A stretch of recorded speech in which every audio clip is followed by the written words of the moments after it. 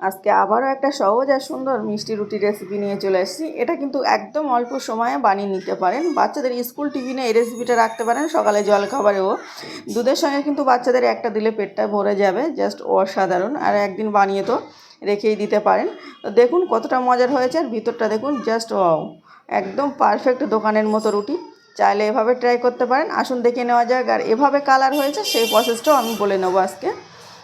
দেখুন প্রথমের দিকে কালারটা এমন ছিল, তারপরে কালারটা অমনভাবে তৈরি করে নিয়েছি।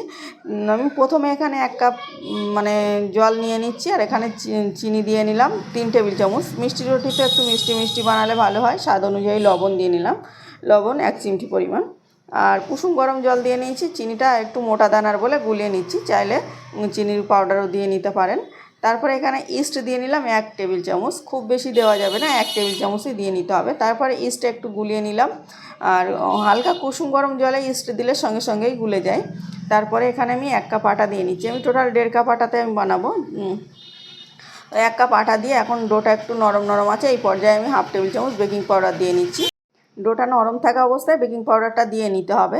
তারপরে আমি বেকিং পাউডারটা ভালোভাবে মিশিয়ে নেওয়ার পরে এখন আমি একটু বাকি আটা আছে 1.5 কাপ নিয়েছিলাম, তো এখানে অল্প অল্প করে দিয়ে একটা ডো তৈরি করে নেব। তো দেখুন অবশ্যই কিন্তু বেকিং পাউডারটা একটু ডোটা যখন নরম থাকবে বা একটু জলে গুলে দিয়ে নিতে পারেন, তাহলে ভালোভাবে অ্যাক্টিভ হয়ে যাবে, মানে রুটিটা খুবই ভালো হবে। তারপরে একটু ভালোভাবে এভাবে নেড়ে চেড়ে মেখে নিচ্ছি। এখন আমি হাত দিয়ে মেখে নেব, তার জন্য একটু তেল দিয়ে নিচ্ছি।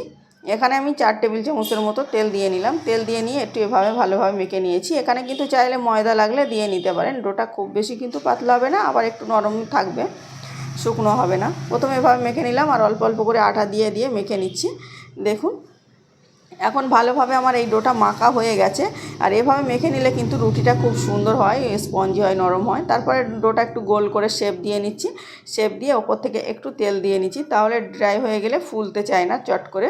তো অল্প সময় ফুলে নেওয়ার জন্য অবশ্যই তেলটা দিয়ে নিতে হবে। তেলটা দিয়ে আমি ভালোভাবে ঢাকা দিয়ে এখন রেখে দেবো রেস্টে। এখানে 30 মিনিটের মতো রেস্টে রেখে দিলেই হয়ে যাবে। গরম জায়গায় রাখলে আরও কম সময় লাগতে পারে, তো আমি উপর থেকে একটা ঢাকনা দিয়ে ছিলাম, তো তার জন্য একটু কম সময়ে ফুলে গেছে।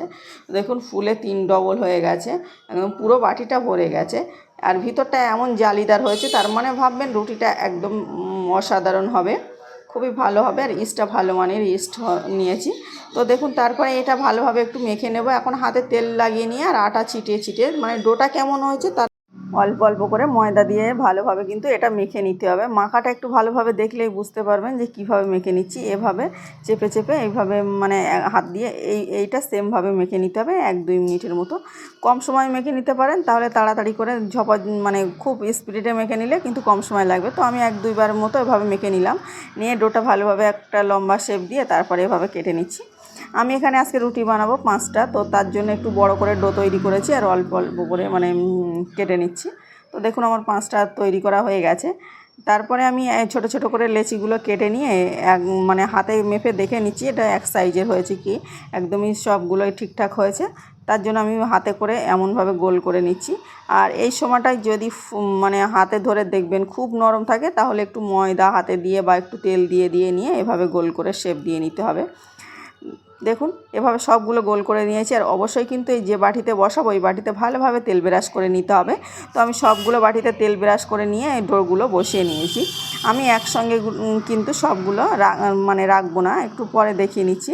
এখানে এগুলো একসঙ্গে ঢাকা যাচ্ছে না, তা আমি অল্প অল্প করে ঢাকা দিয়ে নিচ্ছি। 3টে 2টো করে ঢাকা দিয়ে নিলাম, আর ওইভাবেই বেক করে নেব।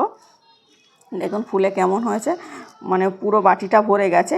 এখন আমি একটা প্রসেস দেখাই। এখানে শুধু চিনি জলের সঙ্গে ভিজিয়ে রেখেছিলাম, একটু গুলে দিয়ে নিচ্ছি, দেখছি মানে এটাতে কালার আসে কি না। আপনারাও এটা ট্রাই করতে পারেন, দেখবেন আগে আমার ভিডিওটা দেখলে বুঝতে পারবেন কালার হয়েছে কি না। এভাবে শুধু চিনি আর জল একটু ওপর থেকে লাগিয়ে দিচ্ছি, দিয়ে আমি এখন এটা লাগানো হয়ে গেছে, ওপর থেকে একটা করে চেরি দিয়ে নিচ্ছি, মানে একটু দেখার সৌন্দর্য। এটা চাইলে অপশনাল, মোরব্বা দিতে পারেন, খেতে যেটা ভালো লাগবে সেটা। তারপরে একটা কড়াইতে আমি প্লেট বসিয়ে দিয়ে আর এভাবে বাটিগুলো বসিয়ে দিচ্ছি। আমি আগে দুটো এভাবে সাজিয়ে নিয়ে মানে বেক করে নিয়েছি, সে দুটো অলরেডি খাওয়া হয়ে গেছে। তারপরে এভাবে ঢাকা দিয়ে আমি 15 মিনিটের মতো প্রথমে ঢাকা দিয়ে রেখেছিলাম। 15 মিনিট পরে আমি দেখাবো যে কেমন হয়েছে। এখন কালারটা দেখলে বুঝতে পারবেন যে কালারটা কেমন হয়েছে, যেহেতু চিনিগুলা জল দিয়েছি আজকে। একদম নতুনভাবে দেখানোর চেষ্টা করেছি। পুরোপুরি সাদা রয়েছে কিন্তু ফুলে গেছে, রুটিটা পুরোপুরি কমপ্লিট হয়ে গেছে কিন্তু সাদা, বেশি বেশি সাদা হয়ে গেছে। এর জন্য আমি এই পর্যায়ে আমি একটু কুসুম ব্রাশ করে দিয়ে আবারও ঢাকা দিয়েছি। ওটা স্কিপ হয়ে গেল, আমি ঢাকা দিয়েছি আবারও 10 মিনিটের মতো। টোটাল আমার 25 মিনিটের মতো সময় লেগেছিল। আবারও 10 মিনিট কুসুম ব্রাশ করে দেওয়ার পরে আমি ঢাকা দিয়ে রেখেছিলাম। দেখুন কতটা লোভনীয় কালার চলে এসছে, আর এটা ততটাই কিন্তু নরম স্পঞ্জি হয়েছে। খেতে তো অসম্ভব মজার হয়েছে, আর মানে এতটা লোভনীয় হয়েছে দেখে বুঝতে পারছেন। আপনাদের কেমন লেগেছে বলতে ভুলবেন, আর অবশ্যই ভাবে ট্রাই করে দেখবেন। ভিডিওটা মানে দেখলেই বুঝতে পারবেন যে কতটা সহজভাবে, আর এটা বাটি থেকে তুলতেও কোনো অসুবিধা হয় না, একটু ছিঁড়ে দেখালে বুঝতে পারবেন যে কেমন হয়েছে। জাস্ট অসাধারণ, একদম দোকানের কেনা রুটির থেকেও বেশি টেস্টি হয়েছিল। আপনারা এভাবে বানিয়ে দেখবেন, মানে বানিয়ে দেখবেন। আর বাচ্চাদের স্কুল টিফিনে কিন্তু একটা দিলে বাচ্চাদের পেটটা ভরে যাবে। বড়রাও কিন্তু এই রুটিটা খুবই পছন্দ করে। আবারও দেখা হচ্ছে অন্য কোনো ভিডিওয়, ততক্ষণে ভালো থাকবেন, সুস্থ থাকবেন। আর ভিডিওটা দেখার জন্য ধন্যবাদ সবাইকে। যদি আজকের রেসিপিতে কোনো নতুন বন্ধু থেকে থাকেন, অবশ্যই চ্যানেলটাকে সাবস্ক্রাইব করার অনুরোধ রইল।